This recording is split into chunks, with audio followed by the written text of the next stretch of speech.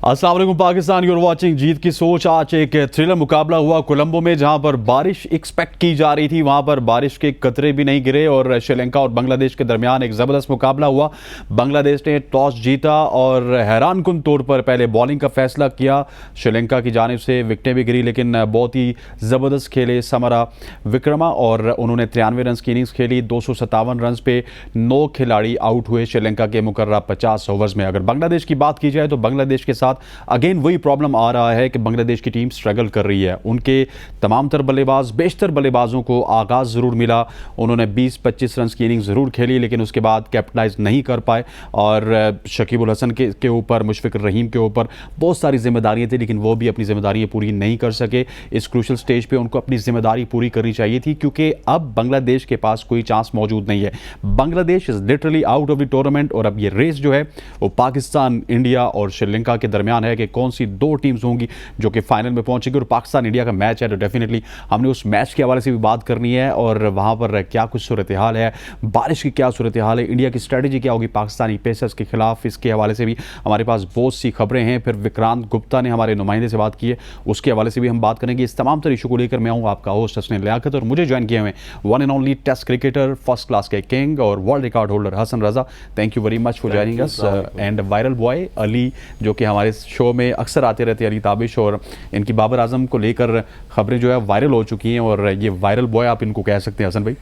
बिल्कुल viral boy कह सकते हैं इनको, मगर जिसका नाम इतना बड़ा है, नंबर 1 कैप्टन भी रह चुके हैं और नंबर 1 जो है बैटर्स भी हैं अब तक आईसीसी की रैंकिंग में, तो ऑब्वियसली इतना बड़ा नाम है उनका, पूरी दुनिया में चर्चे हो रहे हैं। 23 करोड़ की आवाम, 24 करोड़ की आवाम, हर बच्चा जो है वो कोशिश कर रहा है इस वक्त कि मैं बाबर आजम बन जाऊँ बस।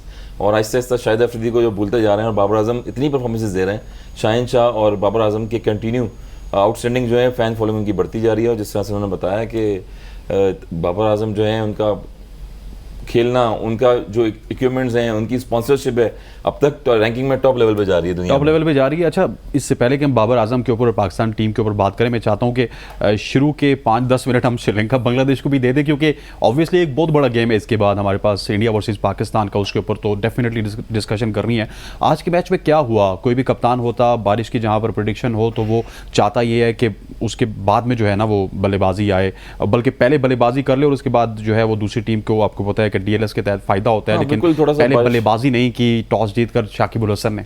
बहुत बड़ा अपसेट हुआ है, बिल्कुल इतना इंपॉर्टेंट मैच था आज ये। और जो बंगाल टाइगर्स हैं वो ऑलमोस्ट, जो क्राउड है बहुत एक्साइटेड होता है वहाँ पर, जिस तरह हमारा यहाँ पर और पाकिस्तान में, तो बांग्लादेश में भी ऐसे ही होता है कि थोड़ी सी बाबर आजम से कैप्टन से गलत हो जाए तो मिस्टेक्स निकलती हैं। मगर शकीब जो है वो इनके ऑलराउंडर, वो प्लेयर हैं प्रॉमिसिंग, कि मेरे ख्याल में 2-2.5 से जो है कंसेक्यूटिव खेल रहे हैं बांग्लादेश की तरफ से as a allrounder.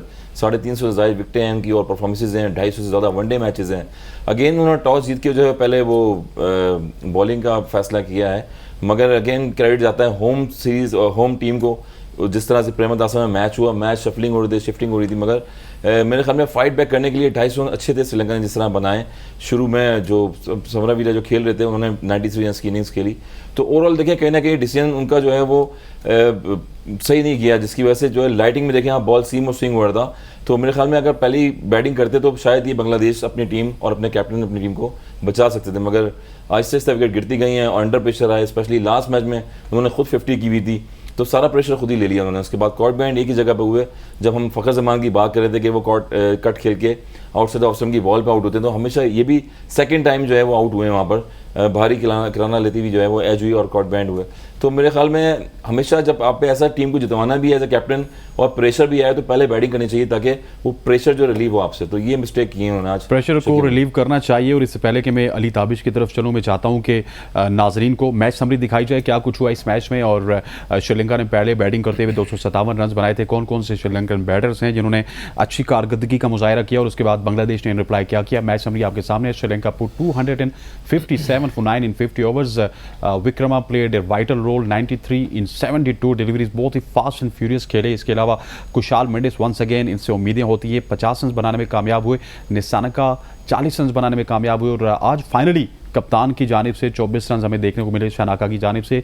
Taskeen Ahmad already इनके ऊपर हम बात करते रहते हैं, आज इनको 3 विकेट मिले। बड़ी हौसला अफजा खबर है कि हसन महमूद जैसे बॉलर ने आज 3 विकेट लिए। एटीट्यूड इनका बड़ा पॉजिटिव है, पेस थोड़ी सी कम ज़रूर है लेकिन एटीट्यूड इनका बड़ा पॉजिटिव है। और इसी के साथ ही Shariful Islam got 2 wickets and Nasimul he got nothing but he was very very economical. अगर बांग्लादेश की बात की जाए तो 236 फॉर 10 इन 48.1 ओवर्स। अभी भी इनके पास बॉल्स मौजूद थी और ये 21 रन उन 11 गेंदों पर आ सकते थे लेकिन विकेट मौजूद नहीं थी।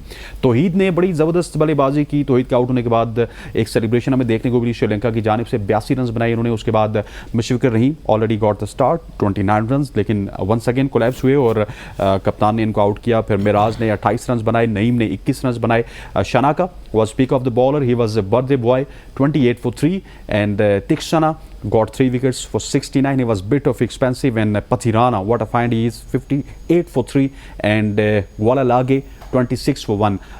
Sri Lanka won by 21 runs. मतलब बांग्लादेश को स्टार्ट भी मिला, सब कुछ हुआ लेकिन लैक ऑफ एक्सपीरियंस छाया हुआ है बांग्लादेश पे। हालांकि देखा जाए तो शकीब उल हसन ने पहाड़ जितने मैच खेले हुए हैं, मुशफिकुर रहीम ने पहाड़ जितने मैच खेले हुए हैं। It's time to say goodbye to both the legends और न्यू ब्लड को इंक्लूड करके 2-3 साल में एक नई टीम बनानी चाहिए। Thank you so much for having me once again. Bangladesh की चॉइस आप फिर भी समझ सकते हैं कि शायद बारिश का अंदेशा रखते हुए, डीएलएस के ऊपर इन्हिसार करते हुए, थोड़ी कंडीशंस को असेस करते हुए बाद में बैटिंग करेंगे। लेकिन ऑब्वियसली कोई डिसीजंस फिर गलत भी प्रूव कर देती है नेचर कि हमसे कौन लड़ाई करेगा। लेकिन Bangladesh was very much in control in the first part of the innings. जब I think before Samira Vikrama की पार्टनरशिप से पहले बहुत कंट्रोल्ड बॉलिंग करा रहा था बांग्लादेश और बहुत अच्छी बॉलिंग करा रहा था। कैचेस ड्रॉप किए उन्होंने, मिस फील्डिंग की, थोड़ी सी ऑफ जो मतलब अनयूजुअल बात नहीं है बांग्लादेश के लिए, लेकिन था वो थोड़ा सा ना वो वेवर्ड जिसको कहते हैं। अगेन बैटिंग में अगेन जो आपने बात की कि एक्सपीरियंस लैग कर रही है टीम करंटली, और जो है ना प्रेशर को कंट्रोल करना, टेम्परामेंट को ना अपने काबू में रखना, वो चीज़ नज़र आ रही है। सीनियर सिटीजन्स कहेंगे अब तो उनको बांग्लादेश क्रिकेट के मुशफिकुर रहीम और वो वर्ल्ड क्रिकेट के सीनियर सिटीजन है डेफिनेटली। लेकिन ये कि जो रिस्पॉन्सिबिलिटी शाकिब को लेनी चाहिए थी वो ऑब्वियसली लैकिंग थी। मुशफिकुर ने फिर भी रही, उनकी 5वें विकेट की पार्टनरशिप तौहीद की और मुशफिकुर की बहुत बेहतरीन थी। आई थिंक वहाँ पे वो इतने कंट्रोल में थे कि वो मुझे देखते लग रहा था कि शायद जीत जाएंगे ये गेम। लेकिन आपने स्कोर कार्ड अभी देखा, आपने स्ट्राइक रेट्स नोट किए बांग्लादेश की प्लेयर्स के, जहाँ पे उनको जिस तरीके का स्कोर करना चाहिए था, एटलीस्ट 80-85 का स्ट्राइक रेट मेंटेन करना चाहिए था। वो सिर्फ तौहीद का ही था और किसी का भी नहीं था शायद। वो किया होता 50 के स्ट्राइक रेट पे, 52, 55, 60, इस स्ट्राइक रेट के ऊपर आप मैचेस नहीं जीतते। तो आप इन चीज़ों पे काम करने की ज़रूरत है। मुझे एक चीज़ बड़े एक रियलाइज़ हो रही थी आते हुए यहाँ पे कि शायद बांग्लादेश को भी पता था कि हमारी टीम इस टाइम में काफ़ी चेंजेस हुए हुए हैं, काफ़ी कच्ची की टीम है, तो हम मे बी टूर्नामेंट जीतने के लिए नहीं जा रहे, हम अपनी प्रैक्टिस के लिए जा रहे हैं। लेकिन देन अगेन उनकी प्रैक्टिस में 2 बेहतर चीज़ें देखने को मिली। एक तस्कीन की बॉलिंग, उनका रिफाइंड वर्जन, बेशक रन पड़े उनको, उन्होंने शुरू में बॉलिंग बहुत प्यारी कराई। एक प्रॉपर स्विंग बॉलर से जो एक्सपेक्ट करते ओपनिंग बॉलर से वो कराई उन्होंने। दूसरा, जैसे आपने हसन का मेंशन किया, एटीट्यूड बहुत अच्छा है, पेस नहीं है, he is very young but with time it will come. जो क्या नामते हैं इनके बॉलर थे जो काफ़ी तस्कीन अहमद नहीं इकोनॉमिकल रहे। ओवरऑल बांग्लादेश की परफॉर्मेंस बहुत ज़्यादा बुरी नहीं थी, even by Bangladesh standards in that case, लेकिन obviously for this competition it wasn't up to the mark, that's why they lost. Sri Lanka better team लगी, लैक ऑफ एक्सपीरियंस भी था श्रीलंका के पास अगर बांग्लादेश के साथ कंपेयर किया जाए, लेकिन उसके बावजूद श्रीलंका बहुत ही अच्छा खेली। और मैं समझता हूँ हसन भाई कि श्रीलंका अब ख़तरा बनता जा रहा है इंडिया और पाकिस्तान के लिए। बिल्कुल ख़तरा बनता जा रहा है। जिस तरह से कमबैक किया उन्होंने, हम पहले भी डिस्कस कर रहे थे कि होम क्राउड और होम ग्राउंड का एडवांटेज होता है, वो एडवांटेज उन्होंने लिया यहाँ पर, जबकि मुश्किल हो रहा था बीच में। अगर गेम को कंट्रोल किया, निसांका और शनाका की जो पार्टनरशिप भी लगी है, उसके बाद मेंडिस का 35 रन पे कैच छूटा है। फील्डिंग में थोड़ा सा क्लैप्स नजर आए बांग्लादेश के, मगर थ्रू आउट गेम में थे इन। और उसके बाद कैरम बॉल जिसे कहते हैं, इनके पास मेंडिस ऐसे प्रोड्यूस हुए हैं पास में बॉलर के, जिस तरह बॉलिंग करते हैं आप। जब बॉल स्किड हो रहा था तो वहाँ पर प्रशिक्षण ने 3 आउट किए, आउटस्टैंडिंग बॉलिंग करी। लेफ्ट हैंड बैट्समैन को फिर वो क्रॉस विकेट आए, वहाँ पर आके स्ट्रेट रन बॉलिंग किए, LBW हुए 2। तो कॉन्फिडेंस लेवल जो है वो नजर आ रहा था कि होम ग्राउंड पे खेल रहे हैं, होम कंडीशंस में प्लान किस तरह से करना है। वही प्लान हुआ, एग्जीक्यूट किया उन्होंने, विकेट टू विकेट गिरती गई बैक टू बैक, और प्रेशर जो है वो बांग्लादेश के बैटर्स पे ज़्यादा रहा। तो ये इंपॉर्टेंट चीज़ थी। अब इंडिया और पाकिस्तान का अगर मैच होगा तो तीन टीमें सरफराज सबको दुनिया में नजर आ रही हैं कि श्रीलंका ने जो मैच जीता है, एक्सपीरियंस इनके पास जीतने से ही आता है, और आज जो मैच जीते हैं वो यकीनन जो है अपनी उड़ान उड़ेंगे, और कल के मैच के बाद और डिसाइड होगा कि पाकिस्तान और श्रीलंका का मैच किस तरह से होगा। Ali, Pathirana was very very special. हमने पहले भी देखा है कि पथिराना ऑब्वियसली कॉपी तो वो लसित मलिंगा को कर रहे हैं, लेकिन another Lasith Malinga in town for Sri Lanka. बहुत प्रॉमिसिंग प्रॉस्पेक्ट हैं, एलपीएल में भी उनको देखा, और उनकी ऑब्वियसली सब कुछ देख के आपको मलिंगा की ही याद आती है, और वही। लेकिन मलिंगा से एक क्या कहते हैं जो एक्यूरेसी एसोसिएटेड थी वो ऑब्वियसली पथिराना में उस हिसाब से नहीं है, बट बहुत छोटे हैं, बहुत यंग हैं, अभी टाइम लगेगा उनको वहाँ पहुँचने में। लेकिन उनके कुछ यॉर्कर थे बहुत खूबसूरत, देख के दिल खुश हो रहा था कि अच्छे प्यारे यॉर्कर किए उन्होंने। लेगेसी कितनी मेंटेन करते हैं मलिंगा की वो तो वक्त ही बताएगा, बिकॉज जिस किस्म का उनका एक्शन है, फिटनेस, उनकी कमर, उनका जो है नीज, वो जितना जोर पड़ता है उसके ऊपर, वो सब कुछ टाइम विल टेल। लेकिन currently a very young, very nice prospect, specially for someone ऐसी कंडीशंस में, इंडिया में भी, श्रीलंका में भी, for Asia cup and world cup. For Asia cup and world cup. Dasun Shanaka की बात कर लेते हैं। कल हमने बात की थी कि उनसे इनिंग्स ड्यू है। बैटिंग में वो 24 रन बनाने में कामयाब हुए, फिर विकेट्स से उन्होंने लिए 3, फिर आज उनकी बर्थडे भी थी, और आज कप्तान फ्रंट से लीड करते हुए नजर आए, मैच भी जीत गए। एग्जैक्टली, ये सारी चीजें चल रही हैं, फेवर में गई हैं आपकी। और उसके बाद फिर मेरे ख्याल में कंसेक्यूटिव इनकी जो विनिंग जो पोजीशन देखी श्रीलंका की अपने होम ग्राउंड पर प्रेमदास है इसमें, और 13वां मैच जीते हैं मेरे ख्याल में अगेंस्ट बांग्लादेश के। यहाँ पर ये कंटिन्यू 12 मैच जीते थे और 13वां मैच जीते। ऑस्ट्रेलिया के बाद दूसरे नंबर पे हो गए। तो ये एक अच्छा साइन है, और यही होम एडवांटेज होता है। जिस तरह हम बता रहे थे लंकन लीग खेलते हैं, उनको आइडिया है वहाँ पर उस जगह का, तो उनकी फेवर में ये चीज़ चलेगी कि शकीब ने अब टॉस जीता है और जो है वो बैटिंग की दावत दी है, तो वहाँ पर मैक्सिमम आपको 250 रन ऐसे होते हैं कि आप अचीवेबल होते हैं। बांग्लादेश ने देखें कि पाकिस्तान के अगेंस्ट 194 किया था, मगर फिर भी जो है फाइट बैक नहीं कर पाए। 250 रन ऐसे होते हैं कि आपको गेम में वापस आना पड़ता है।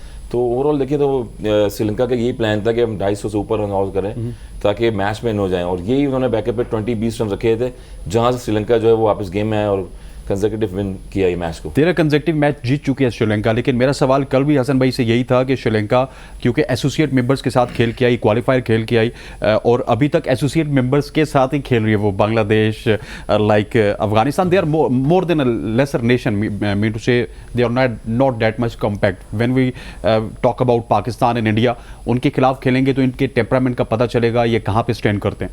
डेफिनेटली, ऑब्वियसली इस टूर्नामेंट में और उससे पहले भी श्रीलंका की फॉर्म तो अच्छी लगी हुई है, लेकिन इस टाइम पे करंटली उनके जो मेन प्लेयर्स थे कुछ वो मिसिंग है, वो नज़र आ रहा है लोगों को।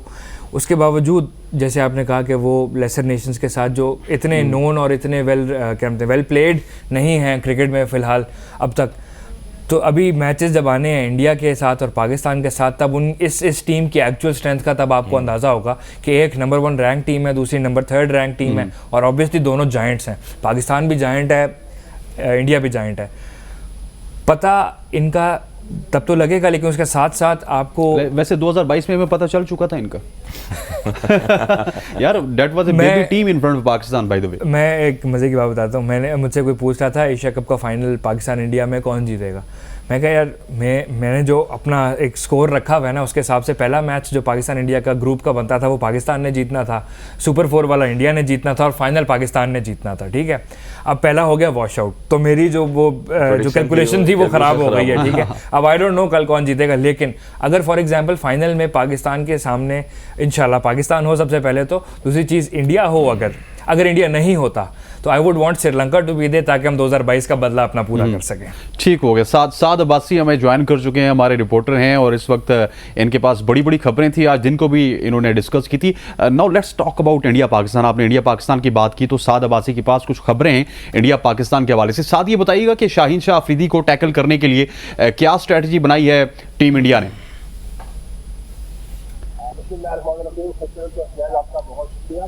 देखिए, जिनको जो हमने खबर ब्रेक की थी कि शाहीन का जो खौफ है वो बरकरार है इंडियन टीम में, क्योंकि जिस किस्म की उन्होंने बॉलिंग की ग्रुप स्टेज मैच में, और शुभमन गिल हो, रोहित शर्मा हो, तो जो उनका टॉप ऑर्डर था बिल्कुल नाकाम दिखाई दिया हमें। तो अब शुभमन गिल ने आज प्रेस कॉन्फ्रेंस में खुद भी बोला कि हमने एक इनके साथ ऑडियो का मसला सर। तो हम जहाँ पे ये बात कर रहे थे इंडिया की और पाकिस्तान की और श्रीलंका की, अब श्रीलंका भी लीग में शामिल हो चुका है। कल आपको याद होगा जुनैद खान ने बात की थी हमारे प्रोग्राम में कि मुझे लग रहा है कि पाकिस्तान और श्रीलंका का फाइनल होगा। तो आप क्या समझते हैं कि अब श्रीलंका फाइनल की दौड़ में आ चुका है या उसको टफ टाइम देगी टीम पाकिस्तान या फिर टीम इंडिया? देखिए, नंबर 1 टीम है नो डाउट, बॉलिंग में भी और बैटिंग में भी, मगर प्लान कल का मैच इंपॉर्टेंट होगा। वहाँ पर पता लगेगा किस तरह से इंडियंस जो है अपना प्लान करके आए बैटिंग में। यही सोच रहे हैं वो कि कितनी कंट्रोवर्सी हुई है कि लेफ्ट हैंड बॉलर ही नहीं है जिसको इंडियन बैटर्स खेल नहीं पा रहे हैं। चाहे नेट में अर्शदीप सिंह थे, वो भी मेरे ख्याल में अभी नहीं है, अनफिट हो गए, इंजरी हो गई है। तो इंपॉर्टेंट यही है कि कल का मैच डिसाइड करेगा किस तरह से है। बाकी जो पेस अटैक चल रहा है पाकिस्तान का आउटस्टैंडिंग चल रहा है। और ओवरऑल देखें तो श्रीलंका वापस आज मैच जिस तरह से हरा है, उनकी बॉडी लैंग्वेज जो है सेल्फ बिलीव प्लेयरों का नजर आ रहा था, जिस तरह से वो खेल लेते और फाइट कर रहे थे। मीन्स के टूर्नामेंट में इन है। और क्रिकेट में आपको पता है 50 ओवर का गेम होता है, इसमें नेवर नो, स्ट्रेटजी अच्छी बनाए आप तो गेम में वापस आ सकते हैं। 50 ओवर का गेम है, स्ट्रेटजी अच्छी बनाए गेम में वापस आ सकते हैं। लेकिन सवाल यह है कि गेम होगा भी या नहीं। सर कंडीशन जो वेदर फोरकास्ट बता रही थी उससे तो सब कुछ बरक्स हुआ। आज खबरें देखी कि 5 किलोमीटर दूर भी बारिश हो रही है, 10 किलोमीटर दूर भी बारिश हो रही है, लेकिन मैच को किसी मतलब हालत अब मैच बिल्कुल अफेक्ट नहीं हुआ। तो हम कोशिश यही करेंगे, हमारी उम्मीद क्या, हमारी दुआएं ये होंगी कि मैच हो, मैच कंप्लीट हो। और इसी टॉपिक के ऊपर रिजर्व डे ऐड हो गया, जिसकी वजह से बहुत सारे रिजर्व डे के ऊपर बहुत बड़ी कंट्रोवर्सी आग लग गई लोगों को। दूसरी टीमों को भी लगी है बहुत ज्यादा कि भाई ये रिजर्व डे कहाँ से आ गया बीच में, इसकी वजह से। अच्छा, मजे की बात यह है कि फाइनल के लिए रिजर्व डे की एक रिजर्वेशन थी ऑलरेडी। एक जो है ना एक क्लॉज था कि अगर फाइनल का मैच अफेक्ट होता है बारिश से तो रिजर्व डे बातचीत करके हम डाल सकते हैं। लेकिन वो भी अनाउंस्ड और कंफर्म नहीं था। लेकिन जहाँ पे इस मैच की बात है, क्योंकि बड़ा मैच है, बहुत चीज़ें रिलाई करती हैं, बीसीसीआई का रेवेन्यू का मसला है, बीसीसीआई का नहीं, एसीसी का भी, एशियन क्रिकेट काउंसिल जो इवेंट कराती है वो उसका सबसे बड़ा रेवेन्यू और सबसे बड़ा इवेंट इस पाकिस्तान इंडिया। पिछला वाला वॉश आउट हो गया, उनको रेवेन्यू वो नहीं मिल पाया, तो दे रियली वांट कि ये मैच हो जाए ताकि हम वो पैसे कमा लें जो हमने उम्मीदें लगा के बैठे हुए हैं, ताकि एशियन क्रिकेट काउंसिल को भी कुछ मिले, बाकी बोर्ड्स को भी कुछ मिले और दुनिया क्रिकेट को देखने को वाकई में मैच पूरा मिल जाए। ताकि वो जस्ट इमेजिन कि 1 नहीं 2 दिन मैच होता है तो revenue I am pretty sure एक दिन से ज़्यादा का ही रेवेन्यू बनेगा अगर ऐसा होता है तो। ठीक है अली, यहाँ पर डिस्कशन को कंटिन्यू रखते हैं। साद अब्बासी की ऑडियो भी हम चेक कर लेंगे। मीनवाइल उनके पास बड़ी इंपॉर्टेंट खबर है। एक शॉर्ट सी कमर्शियल ब्रेक लेते हैं, ब्रेक के बाद वापस हाजिर होंगे। स्टे विद अस।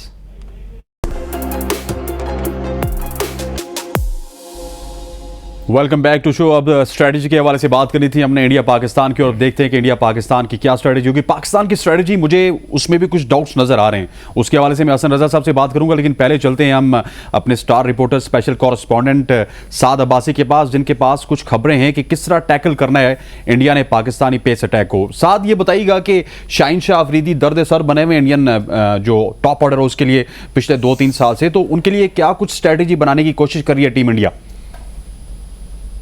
बिल्कुल देखें, जिस तरह की हमने देखा कि उन्होंने पहले मैच में जो कि इंडिया के खिलाफ बॉलिंग की थी और जो इंडिया का टॉप ऑर्डर था उसको उड़ा के रख दिया था, और शाहीन का जो खौफ है अभी तक बरकरार है। और अब इंडियन टीम ने आज भी हमारे जराये बता रहे हैं कि मीटिंग की है, अभी तक उन्होंने अपनी टीम अनाउंस नहीं की। दूसरी तरफ अगर देखा जाए तो पाकिस्तान टीम की जो टीम अनाउंस की है, पाकिस्तान टीम ने हर मैच से 1 दिन पहले कर दिया। तो कॉन्फिडेंस लेवल पाकिस्तान का आप देख सकते हैं, हमारे कप्तान का देख सकते हैं, तो कॉन्फिडेंस लेवल उनका हाई है, किसी किस्म का प्रेशर नहीं है। अगर दूसरी तरफ बात की जाए इंडियन टीम तो शुभमन गिल तो हमारे जराये बता रहे हैं कि शायद उनको बिठा के ईशान किशान को ओपनिंग करवाई जा सकती है, क्योंकि ईशान किशान ने मुश्किल वक्त में आके ग्रुप स्टेज मैच में इंडिया को आके उन्होंने एक अच्छा टारगेट रन करके दिया था पाकिस्तान के खिलाफ। तो अब खबरें ये आ रही है कि जो शाहीन शाह अफरीदी का जो प्रेशर था वो इंडियन टीम से बरकरार है। तो देखते हैं, क्योंकि बाबर आजम पे किसी किस्म का कोई प्रेशर नहीं है, और आज उन्होंने प्रेस कॉन्फ्रेंस भी की, काफी वो उन्होंने खुल के बातें की और उन्होंने बताया कि हमारे पास 3 ऐसे फास्ट बॉलर है कि जो किसी भी दुनिया की मजबूत टीम को उड़ा के रख सकते हैं। तो हम देख नहीं रहे कि आज हमने खबर ब्रेक की, उसके बाद इंडियन मीडिया में भी काफी इस खबर के चर्चे हुए। मैंने देखा कि शाहीन शाह अफरीदी को लेके काफी बातें हो रही है। ठीक है हसन भाई, ये एक अच्छी स्ट्रेटजी है कि ईशान किशान को लाया जाए, क्योंकि हमने देखा है कि टॉप ऑर्डर में जितने भी राइट हैंडेड बैटर आते हैं, जिस तरह साद ने बताया, उनको परेशानी का सामना करना पड़ता है, either from Shaheen Shah Afridi, either from Naseem Shah और हारिस रऊफ। सो ईशान किशन आके थोड़ा सा हेल्प आउट कर सकते हैं टीम इंडिया को। देखिए, पाकिस्तान के अगेंस्ट अभी पहली 50 की है, उनको क्या कहते हैं, कुर्बानी का बकरा क्यों बनाया जा रहा है। और जिस तरह लेकिन उनकी स्लॉट ओपनिंग यही है, ओपनिंग तो उनकी यही है, मगर रोहित शर्मा खेल रहे हैं, दूसरे हैं, मगर जब 10,000 12,000 रन है विराट कोहली के, रोहित शर्मा के, वो लोग जो हैंडल है पेस बॉल को नहीं कर पा रहे, तो ईशान किशन मेरे ख्याल में कैसे कर सकते हैं। तो ये एक चांस है। फखर जमान जिस तरह से हमारे आउट ऑफ फॉर्म हुए हैं, प्लेयर इतने सारे क्रिकेट खेल चुके हैं, मगर फिर भी वो जब 1-2 इनिंग्स जाती हैं आप नर्वस हो जाते हैं। तो अभी रिसेंटली कैरियर उनका शुरू है, और पाकिस्तान और इंडिया का जब मैच होता है तो इतनी हाइप क्रिएट होती है, तो मेरे ख्याल में इतनी मुश्किल से जो है 266 रन उन्होंने किए थे लास्ट मैच में। ओपनर अगर आप उनको डालते हैं तो ज़्यादा पता है मुश्किल हो जाएगा। और शाहीन शाह का ये नहीं है कि आप लेफ्ट हैंड को भेज रहे हैं, राइट हैंड को भेज रहे हैं, उनकी दोनों तरफ एंगल बॉल जाते हैं, इन स्विंग भी बॉल उनका आता है, और उनको पता है कि बाहर भी बॉल करते हैं। तो मेरे ख्याल में लेफ्ट हैंडर और कोई आ जाएगा तो वो और ईजी हो जाएगा उनके लिए, क्योंकि वहाँ से सीम करके बाहर निकालते हैं बॉल, और अंदर भी आता है बॉल उनका। तो ओवरऑल देखें तो प्रेशर जो है वो प्रॉपर इंडियन बैटिंग लाइनअप है। और अगेन बाबर आजम किस तरह से यूटिलाइज करते हैं अपने फास्ट बॉल को, ये इंपॉर्टेंट है। क्योंकि अर्ली ऑन लास्ट मैच में देखा हमने कि शाहीन जो है वो राइट एरियाज में बॉल कर रहे थे, कुछ लेग स्टंप में भी जा रही थी। मेरे ख्याल में 22 बॉलें खेली रोहित शर्मा ने, और 11 रन बनाए थे उस टाइम पे, 2 बाउंड्रियां भी फ्लिक होकर लगी थी इनसे। तो नसीम शाह एक ऐसे हैं कि उनकी बॉल थोड़ी सी कंट्रोल में नहीं आ रही थी, सीम स्विंग उनको अभी तक आइडिया नहीं हुआ। मगर इसके बाद अगर 1-2 ओवर अच्छे नहीं करते नसीम शाह, तो मेरे ख्याल में हारिस से अटैक करवाना चाहिए, क्योंकि इंडियन बैटर्स जो अंडर प्रेशर हुए हैं उनको वहीं पर प्रेशर में आप लेके आएंगे तो आउट हो जाएंगे। अदरवाइज हार्दिक पांड्या जैसे प्लेयर हैं या 1-2 प्लेयर सेट होते हैं तो मैच का पासा पलट देते हैं। इंडिया की बहुत पुरानी स्ट्रैटेजी रही। आप थोड़ा सा पीछे चले जाएं तो शेखर धवन होते थे, लेफ्ट हैंडर ओपनर होते थे। उससे थोड़ा सा पीछे चले जाएं तो गौतम गंभीर होते थे। उससे थोड़ा सा पीछे चले जाएं तो गंगोली होते थे सचिन तेंदुलकर के साथ। लेकिन जो राइट हैंडर बैटर्स थे उसमें आई थिंक सहवाग और तेंदुलकर ने बहुत धुलाई की हमारे तमाम तर बॉलर्स की। कभी कभार आउट भी होते थे लेकिन धुलाई भी उन्होंने की। अब ये स्ट्रैटेजी किस हद तक कामयाब होगी, क्योंकि काफ़ी देखा हमने कि इंडिया हमारे खिलाफ कामयाब होता है जब left hand right hand combination के साथ आता है। Very true. लेकिन आई थिंक कि शुभमन गिल जैसा टैलेंट जो है उनका 2023 वैसे तो बहुत कमाल जा रहा है। पाकिस्तान के खिलाफ वर्सेस वेस्ट इंडीज वो कमाल में है, वर्सेस जिम्बाब्वे वो कमाल के हैं, वर्सेस नेपाल वो कमाल के हैं। लेकिन when we talk about Pakistan, when we talk about Australia, when we talk about England, तो वो कमाल के नहीं हैं। That's the reality. That is one reality। अभी तक वो नहीं परफॉर्म कर पाए। लेकिन आप देखें 3 साल विराट कोहली ने भी सेंचुरी नहीं बनाई, इंडिया ने उनका ऑर्डर नहीं तब्दील किया, उनको टीम से बाहर नहीं किया। तो इंडिया की टीम में एक जो उनको दाद देनी पड़ेगी वो कंसिस्टेंसी और अपने प्लेयर को बैक करना, वो बहुत अच्छे तरीके से जानते हैं। लेकिन एज अ स्ट्रेटजी जैसे साद ने बोला, ईशान को शान मसूद को बैक किया फिर बाहर निकाल दिया। देखिए हम अपने मसले इस टाइम जो है ना ये वाले थोड़े से साइड पे रखते हैं। लेकिन अगर हम इसी स्ट्रेटजी की बात करें तो एज अ स्ट्रेटजी सिर्फ माइंडसेट की गेम को ज़रा इन्वॉल्व करने के लिए, ज़रा एक एक पत्ता फेंकने के लिए ये स्ट्रेटजी मुझे उस तरह से समझ आ सकती है। लेकिन I probably think Shubman Gill will open the innings with Rohit Sharma, just because उनके पिछले मैच की परफॉर्मेंस भी बहुत अच्छी थी और ओवरऑल इस साल का उनका रिकॉर्ड काफ़ी अच्छा रहा। अच्छा, अली ताबिश तो कह रहे हैं कि शुभमन गिल खेलेंगे, आपके ज़राए कह रहे हैं कि ईशान किशन खेलेंगे। मुझे ये बताइएगा कि आपके ज़राए क्या कह रहे हैं कि केएल राहुल क्या टीम इंडिया में शामिल होंगे या फिर केएल राहुल को रेस्ट करना पड़ेगी पाकिस्तान इंडिया के मैच में? साद देखिए, आज भी अगर हम प्रैक्टिस की बात करें तो आज भी इंडियन टीम की जो ऑप्शनल प्रैक्टिस की, 7 खिलाड़ियों ने प्रैक्टिस की और आज भी कल भी और आज भी केएल राहुल ने तकरीबन आज भी मैंने जो पूछा तो बताया कि तकरीबन 10 से 12 आवर्स उसको प्रैक्टिस करवाई गई। तो केएल राहुल एक सीनियर प्लेयर है। देखते हैं कि इंडियन टीम अब कौन सी हिकमत अमली के साथ कल अपनी टीम अनाउंस करती है। लेकिन जो मैंने शुरू में बात कर रहा था कि शुभमन गिल ने भी आज टेस्ट कॉन्फ्रेंस में कहा कि क्योंकि पाकिस्तान इंडिया के मैच बहुत कम होते हैं, तो क्योंकि हम तो जो दीगर जो टीमें हैं उनके साथ हम सारा साल खेलते हैं, क्योंकि पाकिस्तान के साथ हमें जब मौका मिलता है, कई वर्ल्ड कप में मिलता है, एशिया कप में मिलता है, तो इसलिए हमें मुश्किल आती है क्योंकि पाकिस्तान के जो पेसर्स बॉलर हैं वो दुनिया के बेहतरीन बॉलर हैं। तो शुभमन गिल ने भी इस बात को आज अपनी प्रेस कॉन्फ्रेंस में उन्होंने बात की थी।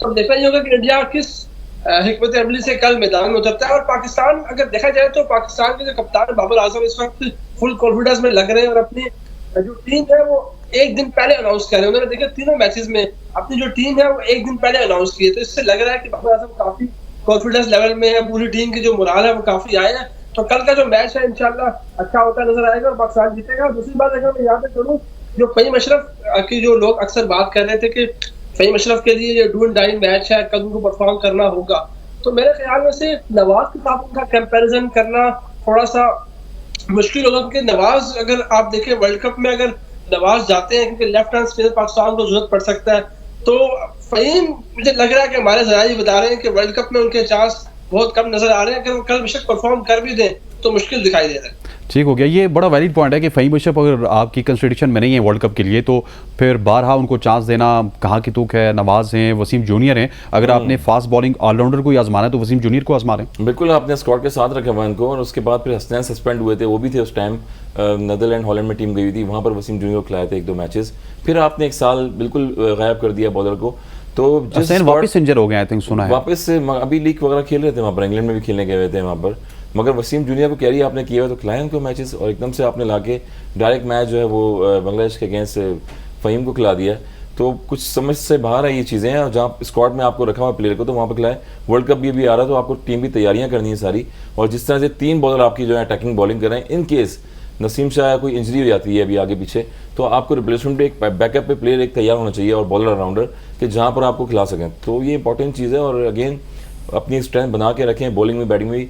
ज़रूरी नहीं है कि रियाब से अभी शाहिन शाह भी आए हैं, उसके बाद कंसेक्यूटिव जो जोर लगा रहे हैं बॉलिंग में हारिस रऊफ भी हैं। तो फास्ट बॉलर को आपको पता है कि थोड़ी सी इंजरी हो जाए तो प्रॉब्लम हो सकती है, उसकी रिप्लेसमेंट पे आप रखें और बैकअप पे प्लान रखें अपने बॉलर का। आपने टीम 48 घंटे पहले बना दी, 48 घंटे पहले टीम अनाउंस होगी तो फिर अपोनेंट आपका जो भी होगा, इंडिया जैसा अपोनेंट होगा तो वो आपके एक एक प्लेयर के ऊपर वर्कआउट करके आएंगे। और ये कैसी लगी आपको टीम अनाउंसमेंट? क्योंकि अभी आपने पिच नहीं देखा, अभी आपने कंडीशंस नहीं देखी, हो सकता है कि बैटिंग पिच हो सकता है कि बॉलिंग पिच हो। वैसे तो वहाँ पे 260-70 वाला ही पिच होगा, लेकिन फिर भी इतना ज़्यादा मतलब कॉन्फिडेंस कहाँ से आ गया बाबर आजम में? आई थिंक ये टीम मैनेजमेंट का भी कॉन्फिडेंस है, कोचिंग स्टाफ का भी कॉन्फिडेंस है, एक स्ट्रैटेजी है जिसके ऊपर पाकिस्तान कुछ अरसे से खेल रहा है। एक कमाल बात इस सब में जो है ना, आई थिंक प्रिलिमिनरी स्क्वाड 5 सितंबर तक देना था, दे दिया, 7 सितंबर तक देना शायद, लेकिन 27 सितंबर तक आप उसमें विदाउट एनी अप्रूवल चेंजेस भी कर सकते हो। तो आई थिंक पाकिस्तान के पास ये अगले जो 3 मैच बचे हैं इनमें वो टाइम है इंशाल्लाह, 3 मैच मैं कह रहा हूँ फाइनल भी डाल के इंशाल्लाह माशाल्लाह कि आप चेक कर लो स्क्वाड को। जो पिचेस इस टाइम श्रीलंका में हैं वो इतनी स्पिनिंग नहीं है, स्पिनर को, अच्छे स्पिनर को सपोर्ट ज़रूर करती हैं लेकिन मेजरली स्पिनिंग पिचेस नहीं है, एक्स्ट्रा पेसर की ज़रूरत है टीम में। और आज मैं साइमन डुअल की कमेंट्री भी सुन रहा था, he is supposed to be said to be the expert of Indian pitches because India के साथ बहुत सारी कमेंट्री कर रहे हैं, वो आईपीएल में भी करते हैं। तो वो ये कह रहे थे कि इंडिया की पिचेस बहुत चेंज हो गई हैं, जो पहले होती थी अब से। कोलकाता की जो पिच है, it is considered one of the quickest pitches in the world right now. उससे उसका मतलब ये है कि आपका जो क्विक बॉलर है ना, स्किडी बॉलर है। फॉर एग्जांपल उनकी बातें सुनकर तो मुझे लग रहा था कि maybe we need Hasan Ali back in the team, जिस तरह की वो बात कर रहे थे कि पिचेस स्किड करेंगी। उन्होंने जो नाम लिए जिन बॉलर्स के, मैं कहता हूँ लूक वुड का नाम किया उन्होंने, जो गस नए आए हैं इंग्लैंड के उनका नाम लिया, मार्क वुड का नाम लिया उन्होंने, किसकी पैट कमिंस का नाम लिया, कि इनको बहुत जिप मिलेगा पिचेस में से। अगर आपको ऐसी ही पिचेस के ऊपर टीम डिसाइड करनी है कि ऐसी पिचेस होंगी जहाँ पे स्किडी बॉल निकलेगा, बॉल उठेगी, तो I would prefer Faheem Ashraf over Wasim junior because of experience and experience alone. और आप वसीम जूनियर को प्रेफर नहीं करेंगे जिनके पास एक्स्ट्रा पेस है, रिवर्स स्विंग है, साइड आर्म से बॉल? लेकिन आई थिंक वर्ल्ड कप की कंडीशन ऐसी होती है जहाँ पे आपके पास सरप्राइज एलिमेंट ज़्यादा, एक्सपीरियंस ज़्यादा मैटर करेगा। साथ ये बताइएगा कि बहुत अर्ली स्क्वाड अनाउंस हो जाता है, इसकी क्या वजह है? और ये आपको पता है कि अपोजिशन टीम को एक वक्त दे देता है प्लानिंग करने का, और पाकिस्तान टीम इतना ज़्यादा कॉन्फिडेंस है बाबर आजम को और मैनेजमेंट को, ये कॉन्फिडेंस नुकसान भी पहुंचा सकता है टीम पाकिस्तान को। देखिए असलैन ने, हमने देखा कि जो इससे पहले मैच हुए थे एशिया कप के इंडिया के खिलाफ, अगर आप देखें उसका मैच भी देखें तो उसमें बाबर आजम ने एक दिन पहले ही टीम अनाउंस की थी। और ठीक है, एक अच्छा फैसला है, आपको इतना भरोसा है कि आपकी टीम लड़ सकती है, जाके मैदान में जीत सकती है। तो कॉन्फिडेंस की अगर बात की जाए तो आपने देखा होगा कि जो हमारा पहला मैच था इंडिया के साथ में, इधर बात हो रही थी तो उसका जवाब दे दूँ कि उधर हमने एक टाइम पे इंडिया को हमारे जो पेसर्स ने उन्होंने फंसा लिया था, तो हमने एकदम आके बाबर आजम ने स्पिनर्स लगा दिए थे। तो जहाँ तक मेरी ये सोच है कि कल के मैच में, क्योंकि इंडिया के साथ जो मैच है उसमें इसलिए स्पिनर्स को बिठा के नवाज को, फ़हीम अशरफ को खिलाया जा रहा ताकि चौथा पेसर भी हम डाल सकें। तो अगर बात की जाए कॉन्फिडेंस लेवल की तो बिल्कुल ठीक है, मेरे नजदीक टीम अनाउंस कर रहे हैं एक दिन पहले, उनको अपने आप भरोसा है, अपनी टीम में भरोसा है, तो एक अच्छा साइन है। एक अच्छा साइन है। असल भाई आप भी समझते हैं कि एक अच्छा साइन है इंडिया जैसी अपोनेंट टीम के खिलाफ अपनी टीम का स्क्वाड तकरीबन 48 घंटे पहले आप अनाउंस कर देते हैं? अच्छा है, प्लेयर थोड़ा अपना वर्कआउट कर लेते हैं, एक दूसरे को देख लेते हैं, बायो मैकेनिक चीज़ें आई हुई हैं उसमें, स्टैट्स देखते हैं एक दूसरे के प्लेयर्स के, किसको कहाँ ट्रैप करना है, किसको कहाँ आउट करना है। मगर बस कोशिश है कल के फ़खर जमान जो है फॉर्म में आ जाएं, उन पे काफ़ी डिस्कस हो चुकी है। थ्रू आउट एक ही शॉट खेल के वो आउट भी हो रहे हैं, और सेम मुझे पोजीशन वो लगी है कि शकीबुल हसन जिस तरह से आउटसाइड ऑफ स्टंप बॉल खेल के आउट हुए हैं। तो इमाम उल हक ने काफ़ी इंप्रूव किया है, बैटिंग में वापस वर्ल्ड कप आ रहा है तो अपनी जगह बरकरार रखी हुई है अब तक। तो मेरे ख्याल में फ़खर जमान को कल डिपेंड करेगा किस तरह से खेलते हैं, और फिर टॉस बड़ा वाइटल होगा कल, क्योंकि अगर टॉस जीतेगा इंडिया तो अब बैटिंग नहीं करेगा। अच्छा, हाँ, रेकन के वो, क्योंकि अब बैटिंग नहीं करेगा, हमारा पेस अटैक बड़ा खतरनाक है, तो इसीलिए वो पहले पाकिस्तान को भी दे सकता है बैटिंग, अच्छा, और चेज भी कर सकता है। मगर ओवरऑल देखें अगर तो इम्पैक्ट एक पाकिस्तान का बड़ा ज़बरदस्त जा रहा है उनकी टीम में, और प्रेशर वाला मैच होगा कल। अली क्या कह रहे हैं? मैं ये कहना चाह रहा हूँ कि देखें, हमने ना क्वेश्चन पेपर अनाउंस कर दिया, ठीक है, अब वो कर लें तैयारी जितनी करनी है, पहले भी वो इसी एग्जाम में फेल हो चुके हैं, ठीक है। मैं जिस चीज़ पे उनका एम्फोसिस बहुत ज़्यादा जा रहा है ना, शाहीन की परफॉर्मेंस, हारिस की परफॉर्मेंस बहुत कमाल चल रही है, टॉप विकेट टेकर्स में है इस टाइम।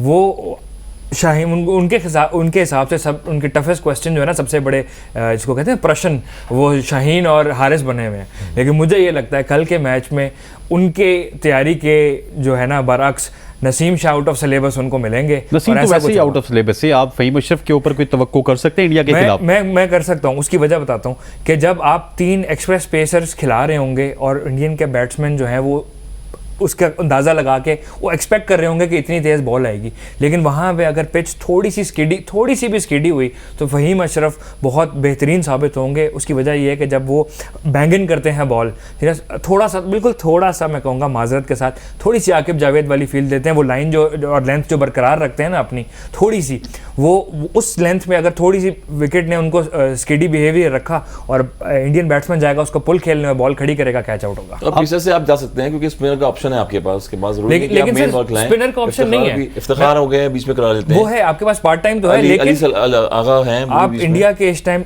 टॉप 6 की एवरेजेस देखें अगेंस्ट पेस अगेंस्ट स्पिन, एक बंदे की 113 की एवरेज है शुभमन गिल की अगेंस्ट स्पिन, रोहित शर्मा की 47 की एवरेज है, ठीक है, अराउंड 50 की एवरेज, 60 की एवरेज अगेंस्ट स्पिन। जहां पे हम पेस की बात करें 23, 38, 34 मीगर ली है, माइजर ली है, इतनी कि आप अफोर्ड कर सकते हो उनकी विकेट लेना पेस से। आप स्पिन से एक्सपेक्ट नहीं कर सकते इतनी अच्छी एवरेज रखने वाले प्लेयर्स को आपको स्पिन पे आउट कर पाएंगे ऐसी पिचेस के ऊपर खासतौर पर। ठीक, अली ताबिश हमारे साथ मौजूद है। साथ आपका बहुत बहुत शुक्रिया, thank you very much for joining us. हमारे रिपोर्टर हमारे साथ मौजूद थे और हमें कुछ खबरें भी दी हैं। यहाँ पर वक्त हुआ चाहता है एक शॉर्ट सी कमर्शियल ब्रेक का, ब्रेक लेते हैं, वापस आते हैं और डिस्कशन को जब कंटिन्यू करेंगे तो विक्रांत गुप्ता के कुछ शॉर्ट्स हैं वो भी चलाएंगे, और हो सकता है कि हमारे एक और स्टार रिपोर्टर हमारे साथ मौजूद हो। Stay with us. Welcome back to show. और अब स्ट्रेट अवे हम चलेंगे श्रीलंका में, जहां पर मौजूद हैं हमारे स्पेशल कॉरेस्पॉन्डेंट औरंगजेब यूनुस, जिनको आप दिन भर स्क्रीन पर देखते हैं, कभी किसी क्रिकेटर से बात करते हुए, कभी विक्रांत गुप्ता जी से बात करते हुए, और कभी हमें मौसम के हालात बताते हैं। औरंगजेब, सबसे पहले तो आपको खुशामदीद कहते हैं। आज आप पूरे प्रोग्राम में इस वजह से भी नहीं है कि आज आप टीम होटल में मौजूद हैं, स्पेशल असाइनमेंट से आपके पास, आप जो है ना वो जिस तरह एक फाख्ता खबरें ढूंढती है ख्वाजा साहब की, आप हमारे कबूतर हैं वहाँ पर मौजूद हैं। तो ये बताइएगा कि वेदर अजीब सा हो गया है, क्योंकि प्रेडिक्शंस बताती हैं हमें कि ये 100% बारिश है, 90% बारिश है, लेकिन आज भी पूरे मैच में बारिश ने बिल्कुल इंटरप्ट नहीं किया। हमारे नाज़रीन को बताइएगा कि क्या कल के मैच में भी बारिश इंटरप्ट नहीं करेगी, और अभी क्या वेदर है कोलंबो में? जी बिल्कुल, जैसा कि आज आपने देखा कि आज पूरा मैच जो है वो श्रीलंका और बांग्लादेश के दरमियान हो गया, और आज भी जो वेदर प्रेडिक्ट किया जा रहा था वो तकरीबन 60% बारिश थी। अभी जब मैं आपसे बात कर रहा हूँ तो 100% रेडार पे बारिश बताई जा रही है। और कल जब पाकिस्तान का मैच शुरू ना है यहाँ के मुकामी वक्त पर 2:30 बजे, उस वक्त भी 100% बारिश है। 12 बजे तक अब देखना ये है कि जिस तरह आज यहाँ पे 70-80% बारिश की प्रेडिक्शन थी, तो आज बिल्कुल भी बारिश नहीं हुई। आपने देखा मैच पूरा हो गया। अब देखना पड़ेगा कि कल यहाँ पे बारिश होती है या नहीं। उम्मीद यही की जा सकती है कि जैसे आज यहाँ पे बारिश नहीं हुई, कल भी ये बारिश नहीं होगी और मैच जो है वो ऑन टाइम शुरू होगा। और क्या प्रेडिक्शंस के बरक्स ही हो रहा है, तो फिर अभी वेदर वहाँ पे कैसा है? क्योंकि अभी भी अगर मौसम को देखा जाए तो वहाँ पे बारिश ही दिखाई दे रही है, लेकिन अभी भी बारिश नहीं है क्या? नहीं, मौसम बिल्कुल साफ है। शाम तकरीबन 7 बजे के करीब यहाँ पे गहरे स्याह बादल जरूर आसमान पे आए थे, लेकिन वो बरसे नहीं है। अभी बाहर से हम आए हैं तो आसमान बिल्कुल साफ है, आसमान पे सितारे जो वो जगमगा रहे हैं। अभी तो फिलहाल बारिश का कोई चांस नहीं, लेकिन रिडार के मुताबिक जो कल यहाँ पे बारिश ही बारिश है। अब देखते हैं कि अल्लाह करे कि जैसे आज यहाँ रिडार पे बारिश दिखाई दे रही थी लेकिन बारिश नहीं हुई, उम्मीद करेंगे कि कल भी ये बारिश नहीं होगी और मैच पूरा हो। औरंगजेब, आज आपने विक्रांत गुप्ता जी से भी मुलाकात की, इंडिया के सीनियर स्पोर्ट्स जर्नलिस्ट हैं, इसके अलावा बाबर आजम से भी मुलाकात की। टीम का बिहेवियर कैसा है, टीम का कॉन्फिडेंस कैसा है, और स्पेशली इंडियन फैंस और पाकिस्तानी फैंस और जर्नलिस्ट वहाँ पे मौजूद है, तो कल हमें हाउस फुल नजर आ सकता है कोलंबो में? जी बिल्कुल, आज 10 बजे के करीब पाकिस्तानी क्रिकेट टीम जो है वो वहाँ पे तशरीफ लेके आई ग्राउंड में। उन्होंने प्रैक्टिस सेशन किया, पहले आधा घंटा जो है वो फुटबॉल की उन्होंने प्रैक्टिस की, फिर बॉलिंग की प्रैक्टिस की, फिर बैटिंग की प्रैक्टिस की, और बाद में बाबर आजम प्रेस कॉन्फ्रेंस के लिए आए। बड़े पुरअतमाद थे, उनसे सवाल किया गया ओपनिंग के बारे कि फ़खर जमान जो है वो ज़्यादा फॉर्म में नहीं है। तो उन्होंने कहा फ़खर जमान हमेशा से बड़े मैच का प्लेयर रहा है और हमें उम्मीद है कि फ़खर जमान जो है वो परफॉर्म करेगा। फिर उनसे एक सवाल ये भी किया गया कि वर्ल्ड कप स्क्वाड के लिए सुना है कि कोई तब्दीली मुतवक्की है। तो उन्होंने कहा कि हम देख रहे हैं, अभी 2-4 दिन हमारे पास हैं, ये मैचेस हम देखेंगे। उसके बाद क्योंकि 5 तारीख जो है वो डेडलाइन थी आईसीसी की, वो नाम तो भिजवा दिए गए हैं, लेकिन 28 सितंबर तक ये नाम जो है वो आईसीसी की इजाजत के बगैर चेंज कर सकते हैं। 28 सितंबर के बाद फिर जो है वो आईसीसी से अप्रूवल लेनी पड़ेगी अगर किसी नाम को चेंज करना है या कोई प्लेयर इंजर्ड हो जाता है। तो मेरे ख्याल में जो बाबर आजम की बॉडी लैंग्वेज देखी वो जो है फ़हीम अशरफ को इंक्लूड करना चाहते हैं, क्योंकि फ़हीम अशरफ के बारे में उन्होंने कहा कि वो सुपरस्टार हैं, ऑलराउंडर हैं, और हमें जो है एक ऑलराउंडर की जरूरत है। तो इससे ज़राए से ये कंफर्म हुआ है कि शायद फ़हीम अशरफ जो है वो जगह बनाने में कामयाब हो जाए और नवाज जो है शायद वो आगे का टिकट हासिल ना कर सके। इसके साथ साथ अच्छा ठीक, कंटिन्यू रखें। इसके साथ साथ सुमन गिल जो ओपनर हैं इंडिया के, उन्होंने आज प्रेस कॉन्फ्रेंस की, उनसे भी सवाल जवाब का सिलसिला हुआ। एक सवाल के जवाब में उनकी कहना था कि पाकिस्तानी टीम जो है वो सुपरस्टार बॉलर हैं, उसमें उनको खेलना कभी भी आसान नहीं होता। फिर उन्होंने कहा कि बहुत ज्यादा क्रिकेट पाकिस्तान की और इंडिया की होती नहीं है, और किसी भी नए बॉलर के अगेंस्ट जब आप बैटिंग करते हैं तो करना आसान नहीं होता।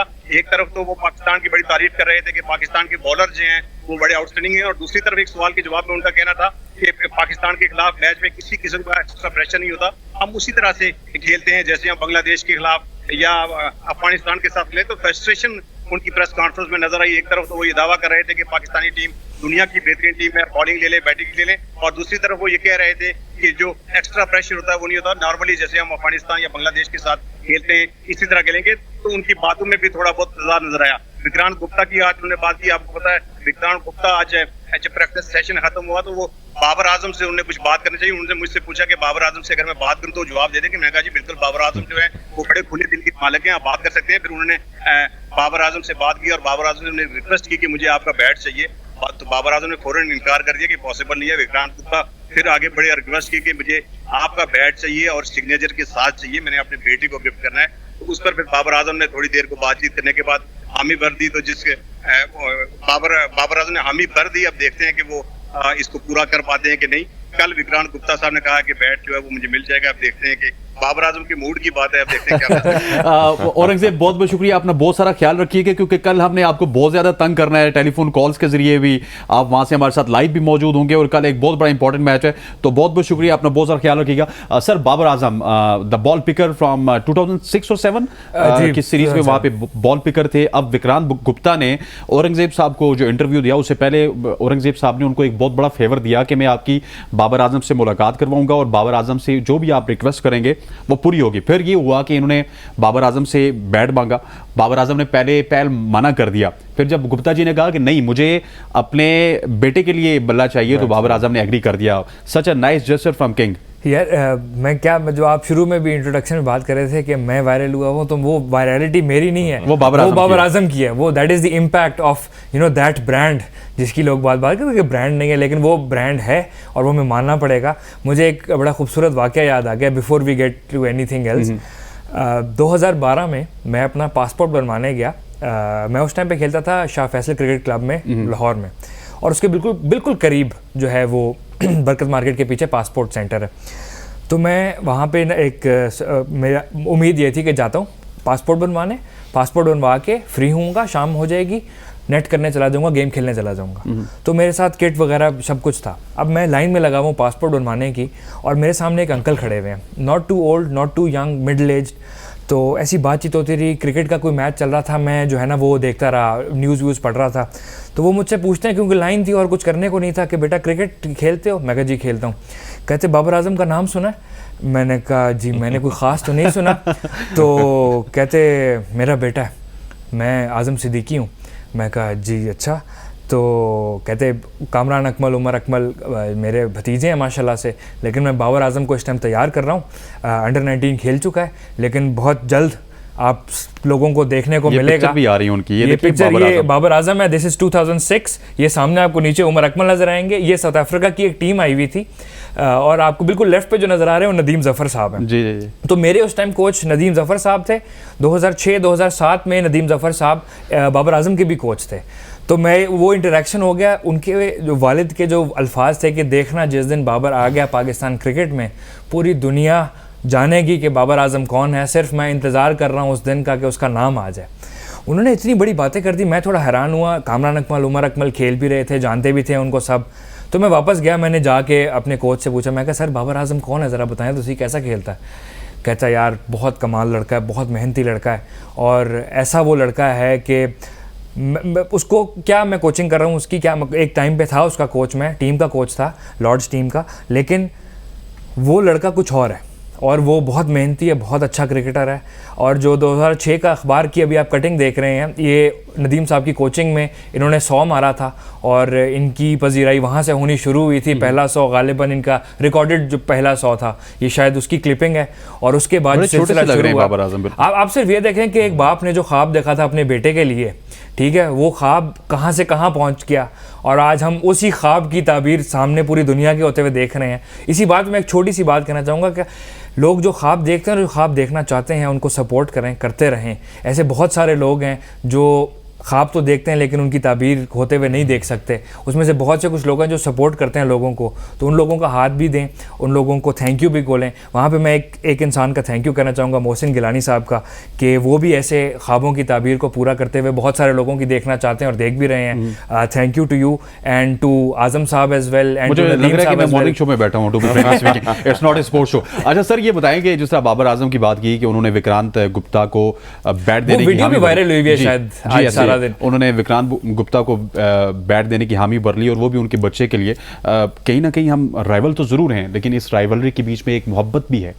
बिल्कुल मोहब्बत भी है, जस्टिस है एक बहुत बड़ा। और जिस तरह से बताया कि मुझे याद आ गया, वही शायद अफरीदी का इंटरव्यू के याद है, मैं बैटिंग करने गया फर्स्ट टाइम, तो वो बैट जो है वो बकार यूनुस को दिया गया था, सचिन तेंदुलकर का बैट था, और फिर वो बैट से उन्होंने 37 बॉल पे 102 रन कर दिए, सेंचुरी कर दी। वो तो खैर गिफ्ट मिलता है और आपस में चीज़ें देते रहते हैं एक दूसरे को। अच्छा जस्टिस है कि एक बहुत बड़े विक्रांत गुप्ता जो है जर्नलिस्ट भी हैं वहाँ पर, और फैन फॉलोइंग बाबर आजम की नो डाउट है। विराट कोहली तो उनके होम ग्राउंड में रहते हैं, युवराज भी उनके होम ग्राउंड में रहते हैं, कैफ भी, बहुत सारे ऐसे प्लेयर्स हैं, मगर बाबर आजम की जो फैन फॉलोइंग है और जो उन्होंने करके दिखाया है, नो डाउट नंबर 1 बैटर भी हैं अभी दुनिया में, तो अच्छी चीज़ है, देनी चाहिए। और एक्सचेंज करते रहते हैं, किट्स भी होती हैं, शर्ट्स भी होती हैं। अभी चलते हैं, और विक्रांत गुप्ता के हवाले से बात हो रही है, तो विक्रांत गुप्ता ने आज एबीएन न्यूज़ से बात की, और फखर जमान जिनके ऊपर हम बात करना चाहते हैं, आइए सुनते हैं कि विक्रांत गुप्ता उनके हवाले से क्या कहते हैं। ये कि फखर जमान जो है वो बहुत ज़्यादा स्ट्रगल कर रहे हैं, तो कोई एक्स्ट्रा प्रेशर जो है वो बाबर आजम पे आ जाएगा, या फिर बाबर आजम अकेले ही बाबर आजम जो है वो अकेले ही टीम को लेके चल। अकेला देखिए, एक आदमी ना वर्ल्ड कप नहीं जिता सकता। एक अकेला बड़ा प्लेयर जैसे विराट थे या रोहित थे, वो वर्ल्ड कप नहीं जिता पाए, वो मैच जिता देंगे। आपको अगर एशिया कप जीतना है या वर्ल्ड कप जीतना है, आपको सर सबके रन चाहिए, सबकी विकेटें चाहिए, ठीक है। 2-3 प्लेयर हर टीम में हर वक्त होंगे जो नहीं चल रहे होंगे, वो बाकियों को कवर अप करना है। आई थिंक आज की प्रेस कॉन्फ्रेंस में बाबर ने आपकी गेंदबाजी के बारे में, बॉलिंग के बारे में ये बोला है कि फास्ट बॉलर हैं, एक दूसरे को बैक करते हैं। शुभमन गिल ने बड़ी अच्छी बात बोली इधर से कि जब रन नहीं आ रहे होते तो आप ये नहीं कहते मेरे रन नहीं आ रहे, इधर से शुभमन के जैसे रन नहीं आ रहे तो क्या हम शुभमन को छोड़ दें, या विराट के जब रन नहीं आ रहे थे क्या हम विराट को छोड़ दें। फखर जमान आपका बड़ा मैच विनर है, और जब जब इंडिया पाकिस्तान का मैच होगा, भाई इंडिया ये सोचेगा ना फखर जमान को आउट करना है, तो मेरा ये मानना है कि जो अच्छा होगा वो कभी ना कभी रन बना ही देगा, जो अच्छा होगा वो कभी ना कभी रन बनाएगा। और बेसिक चीज़ें देखें, ऑडियंस हो गए, फैन फॉलोइंग, वो तो चलती रहती हैं।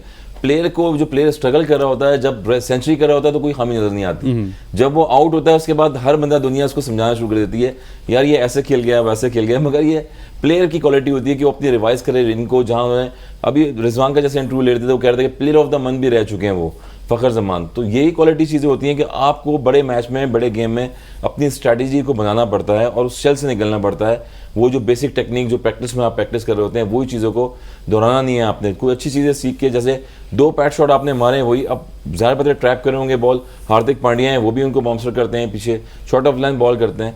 तो इमाम की हमने मिसाल दी कि लास्ट टाइम वो भी उनकी 2 इनिंग ख़राब गई थी बीच में, मगर वापस वो कमबैक करके आए, उन्होंने फुटवर्क यूज़ किया, उसके बाद वो शॉट्स खेलना शुरू हो गए। तो नया बॉल जो है हमेशा मुश्किल होता है किसी भी बैट्समैन के लिए, उस पर कंट्रोल करें तो मेरे ख्याल में फॉर्म में आ सकते हैं। सर, ये जो खबर मैंने सुनी मुझे हजम नहीं हो रही कि नवाज को वर्ल्ड कप की दौड़ से बाहर किया जा रहा है। ये कितनी बड़ी ज्यादती है? मेरे नज़दीक तो ज्यादती है। टीम मैनेजमेंट कर रही है, जिन कप्तानों की हम तारीफ कर रहे हैं वो कर रहे हैं, क्योंकि नवाज के ऊपर हमने 3 साल इन्वेस्ट किया। उस इन्वेस्टमेंट के बाद हम 2 मैचेस उसको बाहर बैठाते हैं, 1 मैच खिलाते हैं, फिर बाहर हो जाते हैं। अगर नवाज ने बाहर होना है तो वाइस कप्तान भी बाहर होना चाहिए जो परफॉर्म नहीं कर रहा। आई अग्री विद यू, लेकिन थोड़ी देर पहले मैंने आपको यही बात बताई कि आपको असेस करना है कि आप खेलने कहाँ जा रहे हो और वहाँ पे पिच कैसा रिस्पांस देती है स्पिनर को, और जिनके खिलाफ खेलने जा रहे हो उन प्लेयर्स पे क्या असर पड़ता है स्पिन का। जब जिनके साथ मैच खेलना है, इतनी अच्छी एवरेजेस अगर स्पिन की हैं, ठीक है, जैसे अगर मैं एग्जांपल दूं कि मैंने अगर बाबू सर टॉप जाना है, ठीक है, तो मैं पुरानी किसी एफएक्स पे शायद नहीं जाऊंगा, मैं चाहूँगा कोई अच्छी गाड़ी हो जो वो बर्दाश्त कर ले राइड, ठीक है, क्योंकि वो सफ़र थोड़ा कठिन है, थोड़ा मुश्किल सफ़र है। अगर मुझे पता है कि वहाँ जाके एक टाइप ऑफ बॉलर ने स्ट्रगल करना है, ठीक है, सिर्फ वहाँ पे नवाज नहीं स्ट्रगल कर रहा है जो कि लेफ्ट आर्म है, वहाँ पे शादाब स्ट्रगल नहीं करेगा। देखें, आप उस ऑप्शन की तरफ भी तो कंसीडर करते हो ना कि देखें मुतबादिल क्या है उसका। अगर फ़हीम अशरफ ज़्यादा अच्छा परफॉर्म कर सकते हैं, उसका मुतबादल, अगर नवाज का मुतबादल ढूंढना था तो इमाद वसीम को ले जाते। बिल्कुल लेके जा सकते, लेकिन स्पिन का फैक्टर है ना, स्पिन का फैक्टर। आपने स्पिनर को मिस कराना है इवेंट, बिकॉज वहां पे पेसर ज्यादा अच्छा परफॉर्म करेगा। ठीक, तो फिर शादाब को भी बिठा के 1-2 पेसर और ना ले जाए। जैसे सारे पेसर भी तो जा सकते हैं ना। सलमान अली आगा और इफ्तिखार से बॉलिंग करवा लेंगे ना, स्पिनिंग करवा मैंने ये ऑप्शन बताया आपको, पूरा करना है तो ये ऑप्शन बताया कि सलमान अली आगा जो है वो खेल भी रहे हैं और उसने परफॉर्म भी किया है बीच में टेस्ट मैच में भी as a allrounder class. Iftikhar ने कल इफ्तिखार जो है वो अच्छी बॉलिंग करते हैं और काफी ऐसे डोमेस्टिक में भी करते रहे बॉल, वो भी कर सकते हैं, मगर फिर कैरी करके फ़हीम अशरफ को लेके आए। वैसे फास्ट बॉल आउट करें तो इसलिए उनको रखा हुआ है जल्दी। इफ्तिखार साहब तेज भी करा सकते हैं, आई डोंट नो आपने देखा भाई? जी मैंने देखा हुआ है। हसन रजा साहब thank you very much. Ali Tabish साहब का भी बहुत बहुत शुक्रिया। खवातीन और ज़ात यहाँ पर वक्त हो जाता है खत्म, लेकिन ये मैच ऐसा है कि जिसकी डिस्कशन 1 घंटे में ख़त्म नहीं हो सकती। इसकी डिस्कशन को कंटिन्यू रखेंगे। कल इंशाल्लाह आपसे दिन को 1 बजे मुलाकात होगी, एक मैराथन ट्रांसमिशन होगी ABN न्यूज़ पर, डिजिटल साफ पर और डिफरेंट प्लेटफॉर्म्स पर, और इंशाल्लाह हसन रजा साहब भी हमारे साथ मौजूद होंगे, अली ताबिश को भी हम बुलाएंगे और बहुत सारे और गेस्ट होंगे जो कि कल हमारे मेहमान बनेंगे। कल तक के लिए इजाज़त दीजिए, अल्लाह हाफ़िज़।